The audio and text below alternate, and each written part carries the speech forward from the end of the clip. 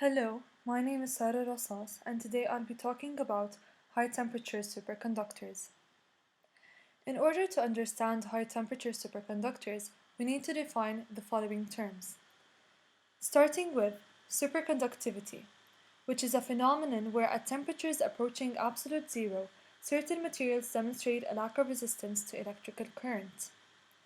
A superconductor is an element, intermetallic alloy, or compound that will conduct electricity without resistance below a certain temperature. Resistance is undesirable since it produces losses in the energy flowing through the material. Critical temperature, which is defined as the temperature at and above which vapor of the substance cannot be liquefied no matter how much pressure is applied. It is usually denoted by Tc. As you can see, the following table demonstrates substances with their own critical temperatures measured in Kelvin. For instance, ammonia has a critical temperature of 405.15 Kelvin. So when was superconductivity discovered? Superconductivity is considered to be a recent science discovery. It was discovered accidentally by Dutch physicist Cameron Onnes in 1911 when he used liquid helium to cool mercury. He had been the first person to liquefy helium a few years earlier and was surprised to observe the resistivity of a mediocre conductor like mercury drop to zero at a temperature of 4.2 Kelvin. Superconductors share some specific properties, such as zero electric resistance or infinite conductivity. This property is observed when a superconducting material is cooled below its critical temperature. Its resistance reduces to zero. As you can see in the following graph, the electrical resistivity of a superconductor is zero until it reaches the critical temperature where it starts to increase. The second property is the Meissner effect, which takes place when a magnetic field is applied to a superconductor and an electric current is induced in the superconductor that cancels out the external magnetic field. And this is also demonstrated throughout this picture. The third property is the critical temperature. As mentioned earlier, it's the temperature at which the materials change from normal conducting state to superconducting state.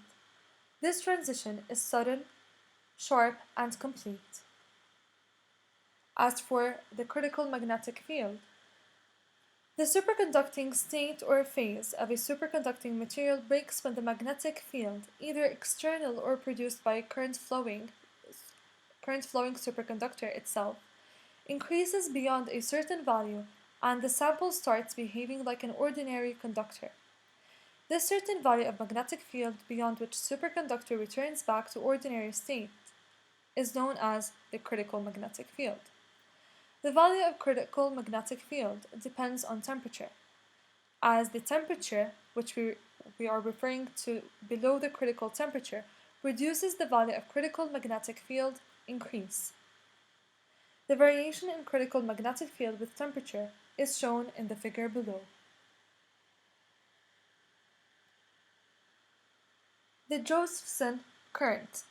If two superconductors are separated by a thin film of insulating material, which forms a low-resistance junction, it is found that the Cooper pairs, formed by phonon interaction of electrons, can tunnel from one side of junction to the other side. The current, due to flow of such Cooper pairs, is called Josephson current.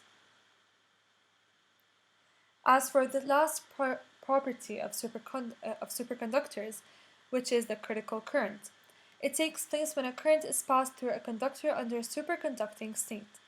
A magnetic field is developed.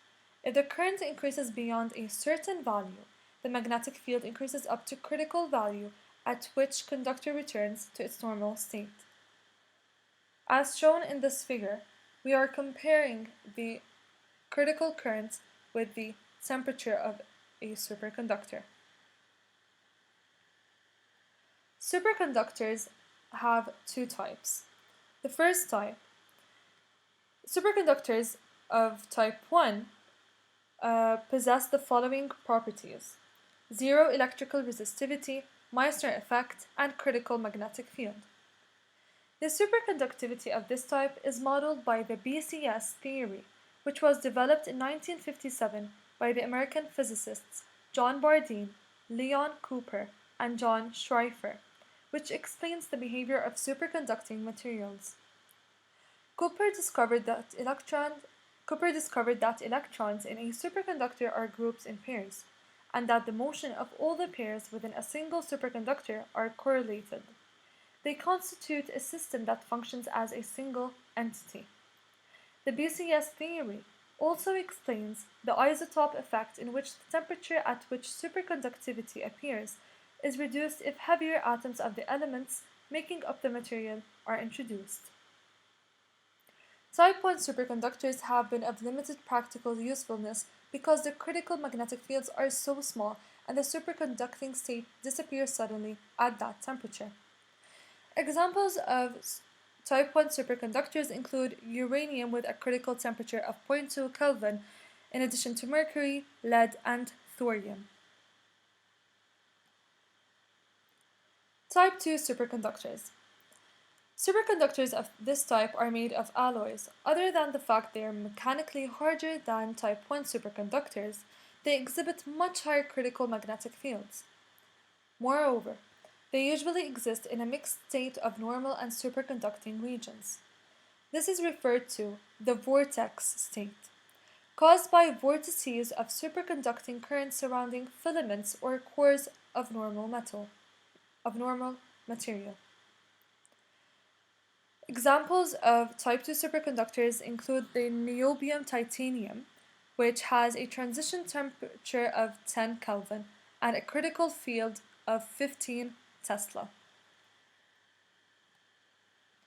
As you can see, this is a demonstration of the difference of the critical magnetic field between type 1 and type 2 superconductors. As mentioned earlier, type 1 superconductors have very low critical magnetic field, while type 2 have a much higher critical magnetic field, which concludes us that type 2 superconductors are more used in our daily lives. Bringing us to the uses of superconductors. So the first use is the magnetic levitation trains, short for maglev. These work because a superconductor repels a magnetic field, so a magnet will float above a superconductor. This virtually eliminates the friction between the train and the track. However, there are safety concerns about the strong magnetic fields used, as these could be a risk to human health. As for the second use, which is Large Hadron Collider or Particle Accelerator, this use of superconductors was developed at the Rutherford Appleton Laboratory in the UK in the 1960s. The latest and biggest Large Hadron Collider is currently being built in Switzerland by a coalition of scientific organizations from several countries. Superconductors are used to make extremely powerful electromagnets to accelerate charged particles very fast, near to the speed of light. As for the last use, the superquantum interference devices, which are used to detect the weakest magnetic field.